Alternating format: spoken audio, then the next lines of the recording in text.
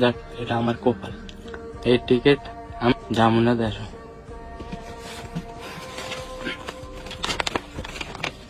এই টিকিট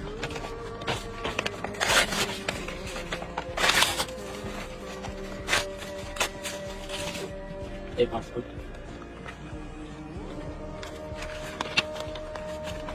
প্রবাসী মানেই টাকার মেশিন। হয়তো এই কারণে 5 বছর প্রবাস থেকে দেশে টাকা পাঠানোর পরও এই মানুষটি যখন দেশে ফিরতে চেয়েছিল কয়েকটা দিনের ছুটিতে, তখন মুখ কালো হয়ে গেছে দেশের মানুষের।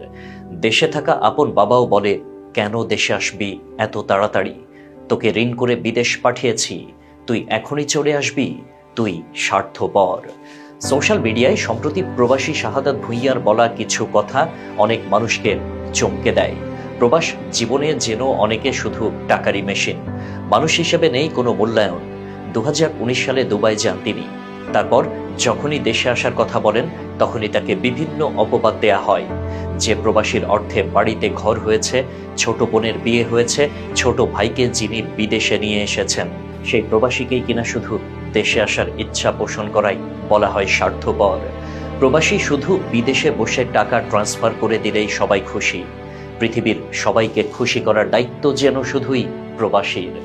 শুধু তার খুশি হওয়ার অধিকার নেই, টাকায় দেশে সবাই মিলে ভালো থাকবে, একসাথে ঈদ করবে। শুধু প্রবাসী দেশে আসতে চাইলেই কারো আর ভালো লাগে না, কারণ প্রবাসে গেলে তখন মানুষ আর কাছের লোকের নিকটও মানুষ থাকে না, হয়ে যায় টাকার মেশিন।